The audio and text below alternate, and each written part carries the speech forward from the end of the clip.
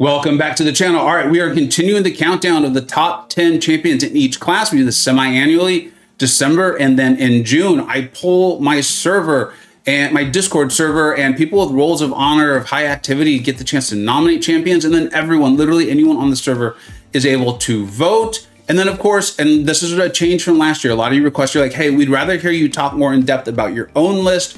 And so this is my own personal rankings. I mean, I haven't run it by the MCoC Illuminati. I haven't gotten their feedback, their advice, or their experiences on that. Now, as you hopefully know, I do that monthly. We've been doing it for over 3 years now. The general tier list will continue to get that out starting again next month. With June, it felt like a bit much to do that with all of these top 10s as well. And then if you're interested, you're like, dude, we still need that monthly update. Or if you're like, we want someone else's opinion on in the Illuminati, Campo is doing his own top 10 countdown for every single class too. I've very much enjoyed listening to it and watching it.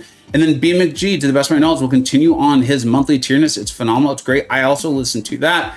They put their inputs into the monthly tier list that I do, but not to this one. So you're going to hear my server's rankings and then mine.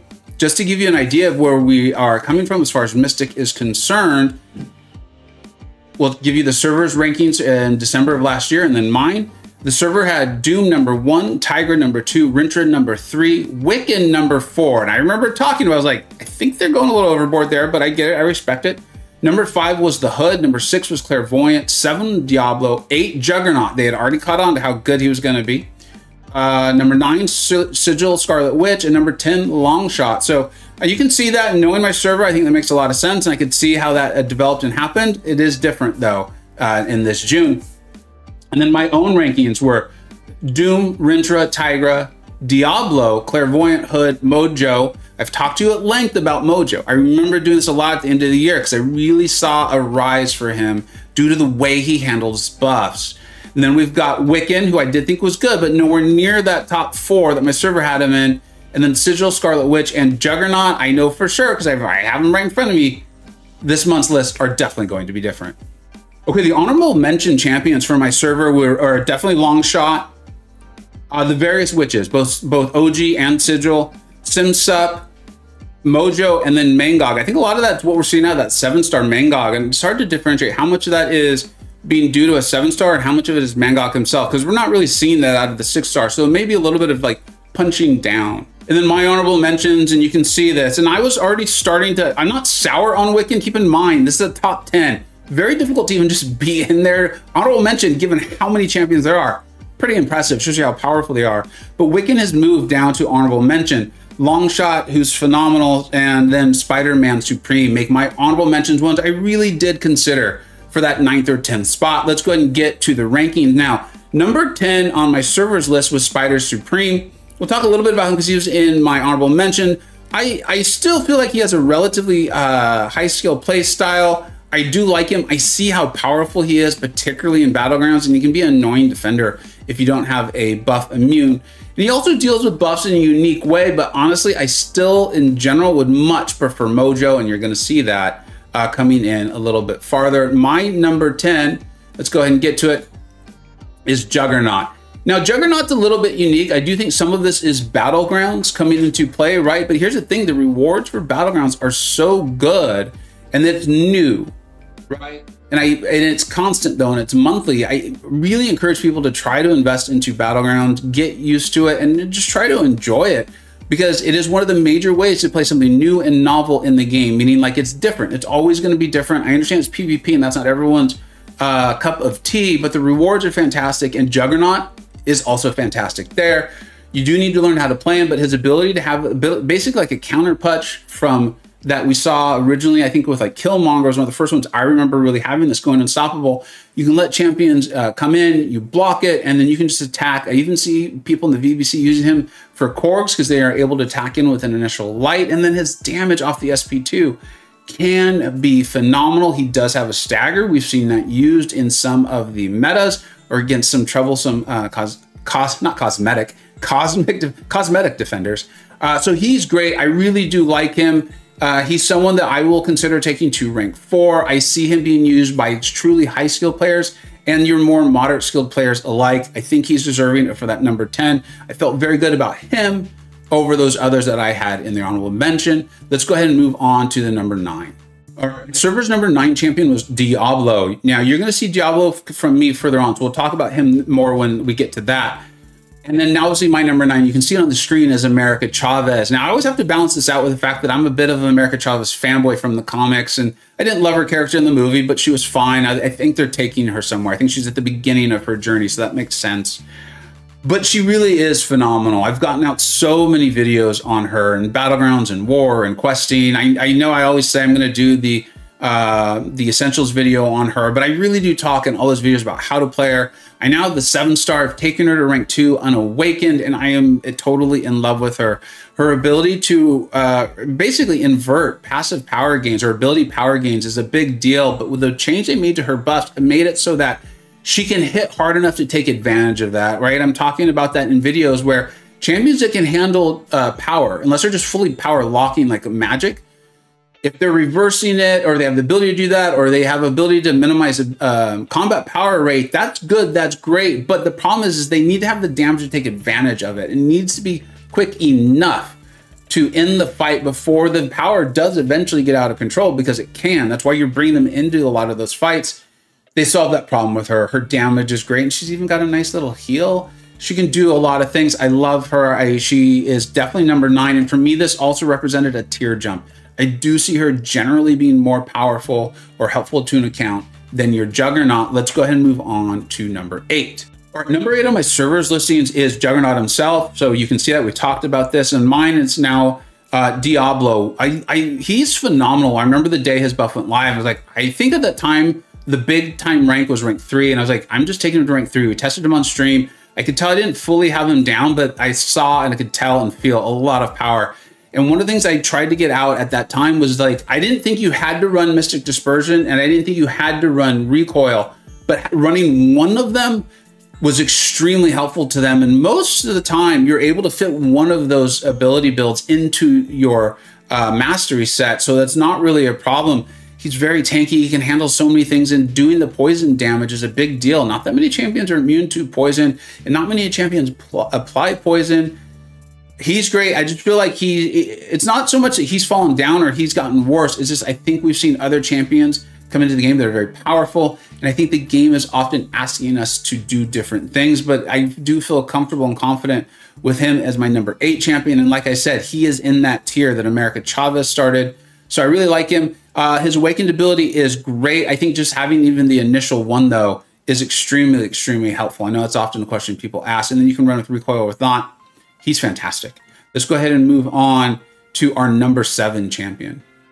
My server's number 7 champion was America Chavez, and there was actually a tier jump for them, clearly in the way they voted between America and Juggernaut. So that's kind of fitting well with what I have on my own personal rankings too. Now, number 7 for me was Mojo, and I really, in this tier, tier of Mojo, Diablo, and America Chavez, and then the champion you're going to see above, although she's a little unique, and we'll talk about that.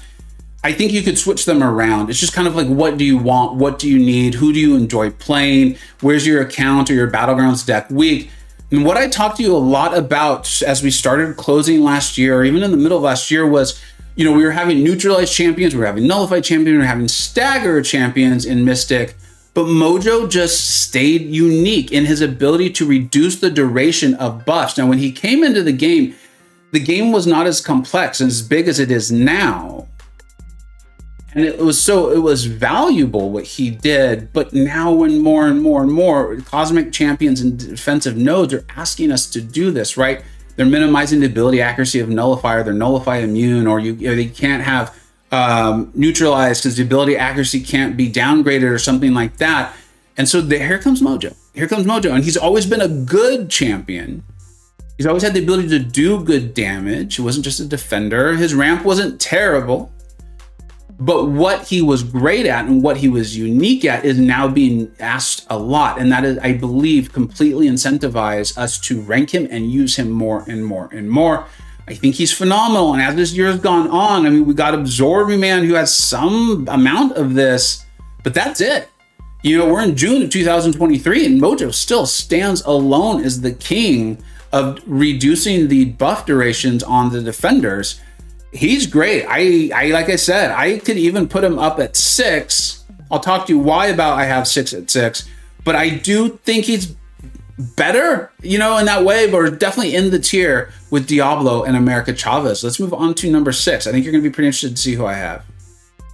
This is number 6. Now, I know there's some of you are going to be like, she should be higher. And I know some of you are going to be like, she shouldn't even be on the list. And I think ultimately it's somewhere in the middle. My server has number 6. I have her at number 6. And for me, she's kind of ending that tier with Mojo, Diablo, and America Chavez. And you're like, well, why? What is it?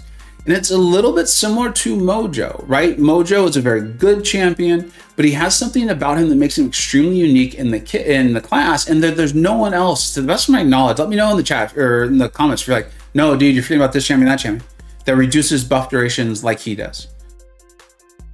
Her SP2 with that buff immunity, that, I mean, that's the thing. It's getting around the staggers and the nullifies and all of this stuff.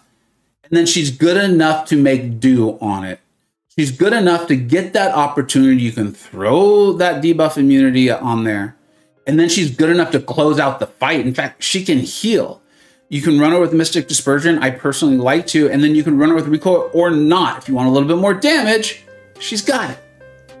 And you can run it with Recoil. She's also got the shifting immunities. And then she has the Hellfire and then the Bleed. And then the other one, I think, is helping steal some power. I don't recall exactly how she interacts with power. It's not amazing, but it's there. I really like Clairvoyant. I really like Clairvoyant. And I can understand why so many of us in the community were like, bam, you put her in the vote and then you removed her. Like, what the heck? Like, I get it. Because I felt it too. When I saw her, I was like, oh, it's got to be Claire. She's great. She is phenomenal. I think the biggest potential issue with her is just the rise of 7 stars, but that's not her fault. That's not the character's fault. She's very much deserving of number 6 in my rankings. And as the year goes on, I'm very curious to see where I put her in December of 2023, because I want to see how the game develops in that time. Her and Mojo both have something so incredibly unique. And unless more champions come out with those same abilities, they're good enough that having that uniqueness is going to, in my opinion, just increase their value. Whether they'll be able to throw the champions above them or not, I don't know. And that's just what time will tell.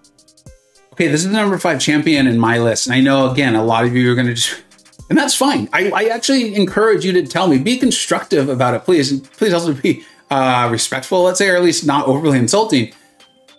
But I understand if a lot of you are like, dude, he can't be number 5. There's just no way he's number 5. He could potentially even be number 1. And I understand and can't tell you you're wrong if you think he's number 1. But I honestly can't stand this bull. I enjoyed him, and maybe a little bit of this is just fatigue from playing him so much. Oh, and just for clarity, my server has the Hood ranked as number 5, kind of ending a tier. So a lot of you may agree with my server on this. But maybe some of this for me is fatigue from playing Rintrah so much. His neutralize is so incredibly strong against cosmic champions that I used him in war where he really, in theory, shouldn't have worked for the defensive tactic. Like, it was just so much light, just over and over and over. And if I knocked down the defender, they would heal.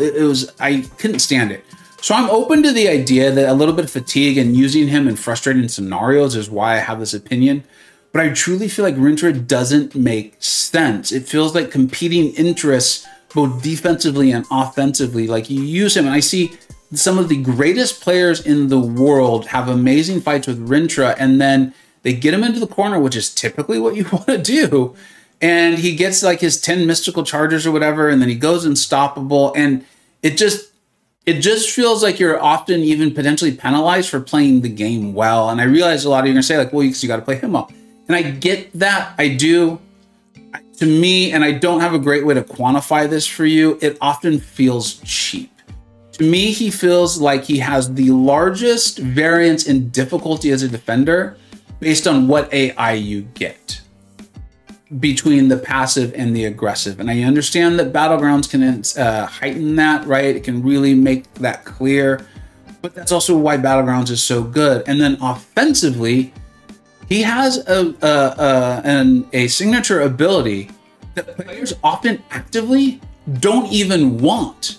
And when they get SIG levels on him, they sometimes wish they could remove him. That is the opposite of what I believe you want, right? I think it was in this video, or it's one I just made recently, hasn't come out yet, where I really like these champions where SIG 1, you get something cool. and then every sig level afterwards, your champion gets better. Rintrah's the other way around. You use him offensively, and having his signature ability get to 200 can actively work against you. Now, I'm one of the people that's often saying, like, well, just throw your special one, and that's true.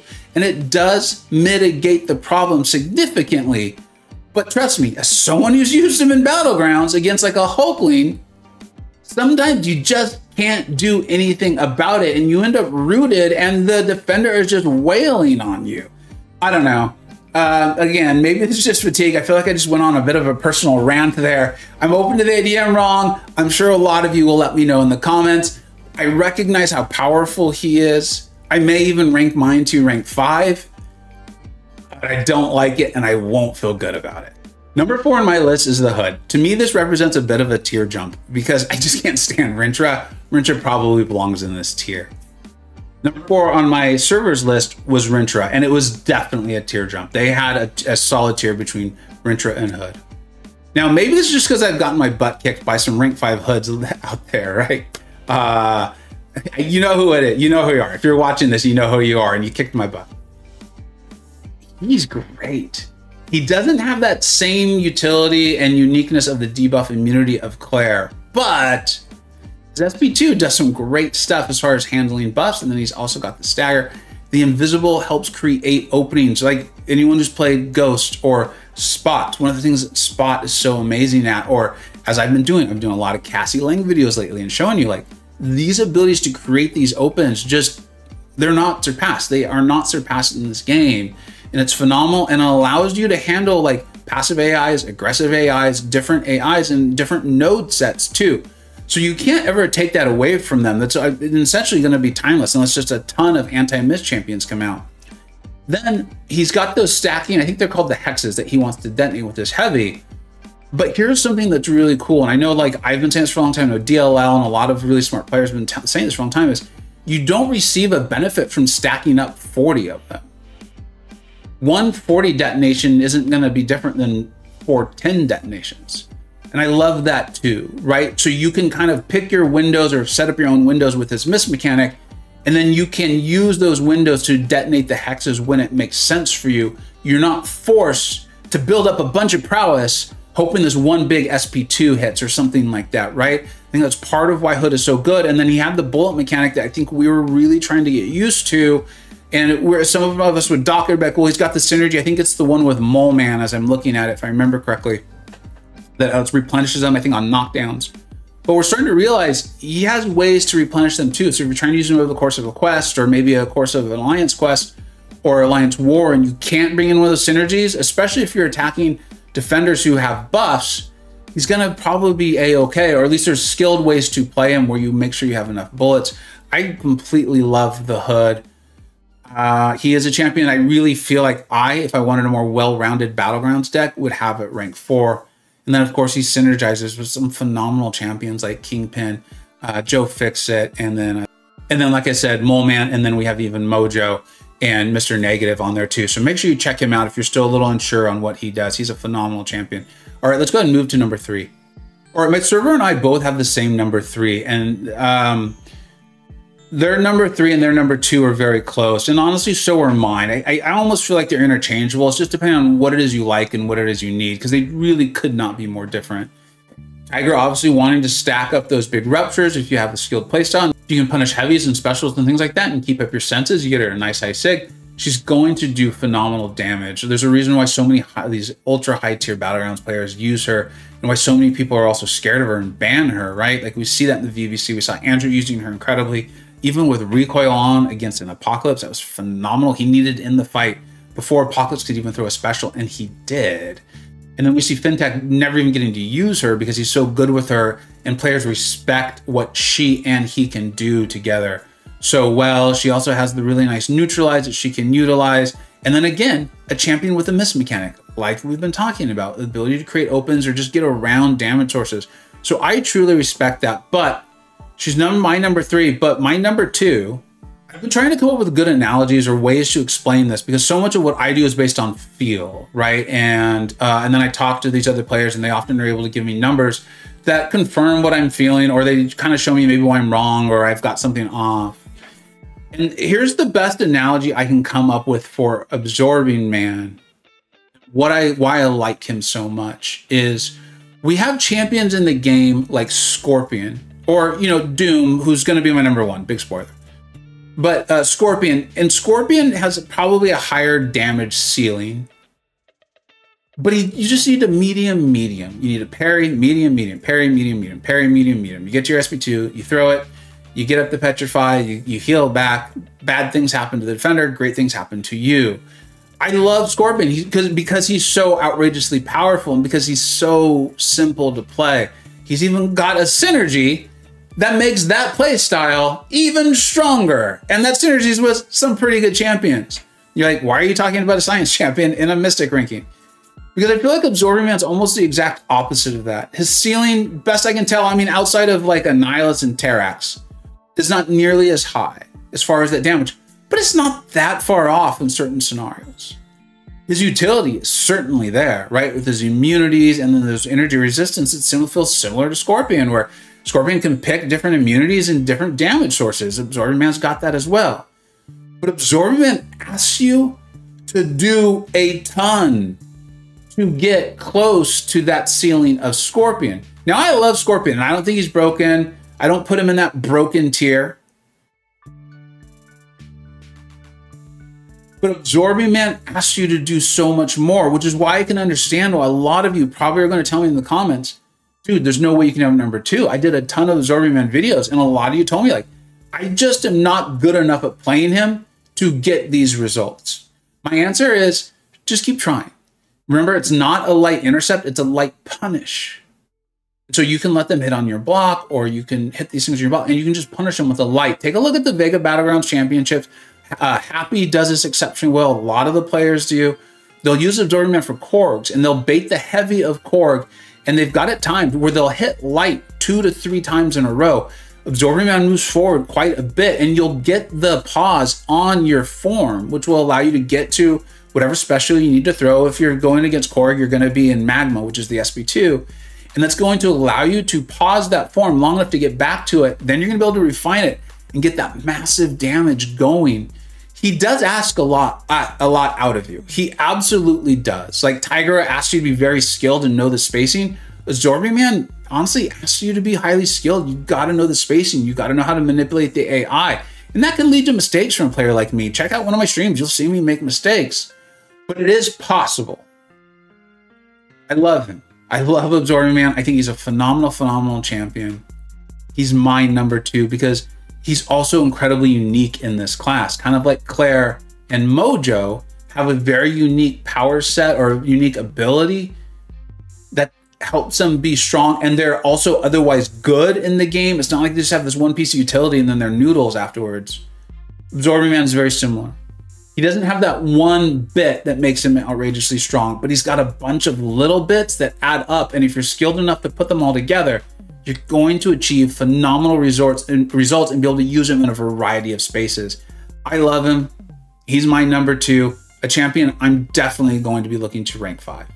And then really, I mean, is there any surprise? It's Dr. Doom, right? And we often talk about like OP and OPness levels and brokenness and stuff. And he definitely hit some of that, right? Like with his crit resistance and armor rate, and I think he's even got like great penetration, right? Like, yeah, I'm looking for the stat. And so there's a reason why he's so annoying to fight, even the way he puts the shock on you from just doing the wrong thing. But he's so fun to use, and the Doom cycle is just absolutely unstoppable unless you're stun immune, right? And so, or, you know, if you can't have your, I think it's the power stolen or something like that. I always get those various power manipulations a little confused. He's great. He's amazing. He, in many cases, I do think is a little OP. He is a little bit broken. I just don't know exactly how to quantify and explain the how and the why, because I do feel like it's different than how I would say like Nick Fury is broken. And I do think Nick Fury is broken. And it's different than how I would say like maybe Kitty Pryde is too OP or broken. I'm not sure exactly the way, and I'll continue to try to come up with ways to explain that. And that's part of what I like about making these videos, is it forces me to really think those thoughts through. But Doom is the king. He is the king, and in my opinion, he is his own tier. He's a tier above Carl. He's a tier above Rintrah and Tigra and even the Hood. He's phenomenal. He's amazing. Run Mystic Dispersion. It's helpful. Or you don't have to. He's just that good. You make a mistake, don't worry. He is a tanky man, and he's going to handle it for you. Thank you so much for watching. I enjoy putting these out. I enjoy talking these things through. I do think they're helpful. I also think they're very fun. So I'm glad you're enjoying it. Make sure you've checked out the Mutant and the Tech, which has already come out. And that means Cosmic, Science, Skill are still to come. I'll get them out very, very soon over the course of the next week. I hope you're having a phenomenal, phenomenal day. Thank you so much for watching. Take care.